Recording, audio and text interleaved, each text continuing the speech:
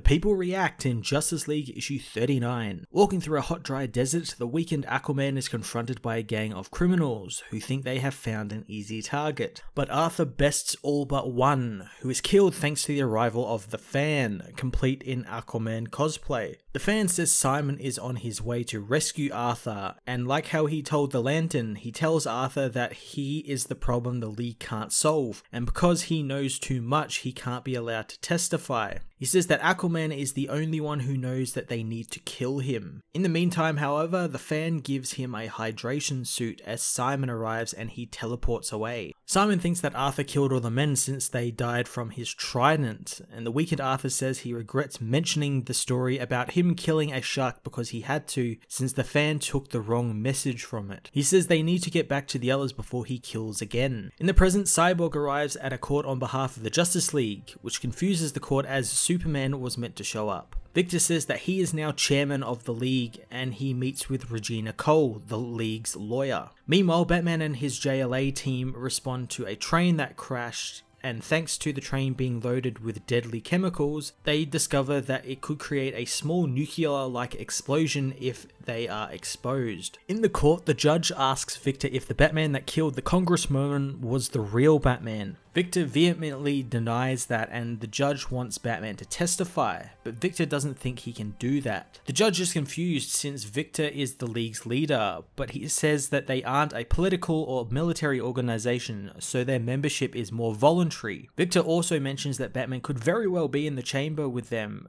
as he is a master of disguise, but the judge thinks he meant the ones that are dressed as Batman outside the Capitol, all who are claiming to be the real Batman. Elsewhere, Jessica wakes up to the court hearing on TV. She remembers what she did with Bruce the night before, making her hide from her sister Sarah, who wants her to join her for breakfast. Meanwhile, the judge adjourns the hearing to the following day, and Victor asks Regina why the League needs a lawyer. Regina says that everyone is about to sue them for what they have done. Before they meet with the rest of the League, Victor meets with John Jones, who wants their League's help with something. On the Watchtower, Jessica arrives and is scared by Martian Manhunter's sudden appearance. The Martian asks for Jessica's help as well, as Victor arrives and gets the rundown on the train disaster from the Flash. Flash says that the League is dealing with it and the Lanterns have gone with Martian Manhunter on a mission into deep space. As the Justice League and the Justice League of America help one another as well as the people, social media explodes on all of the consequences of their actions, from crops dying to toxic ice. The Flash arrives and tells Ray and Killer Frost to help him contain a potential explosion, putting a dome over the neighborhood and trapping in any of the toxic fumes and other chemicals from the train. During the rescue, the heroes begin leaving the south side, where all of the poor live, and instead heading to the north side suburbs where all the rich are. A man named Ed Miller calls Victor,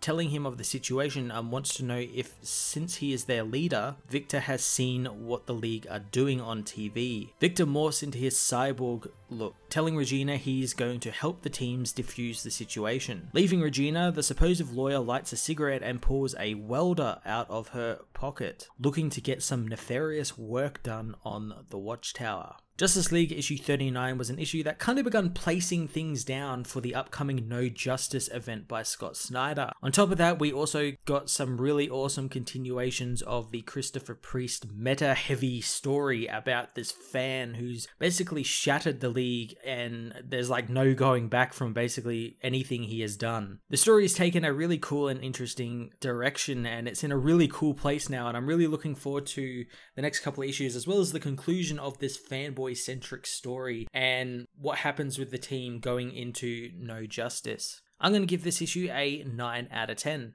Hey everyone, thanks for watching my newest video. If you enjoyed it, you might also like to check out my other reviews here on my channel. You can also follow me on various social media platforms like Twitter by searching Matt_FOS, or even join the Comic Multiverse Discord server and chat with other comic book fans, including myself and Joel from Cape Joel. Want cheap comics and trades? Head over to the book depository with the link in the description to get the cheapest trades and comics around, along with free shipping anywhere in the world. Until next time, this has been Matt of the Fortress of Solitude. Thank you so much for watching.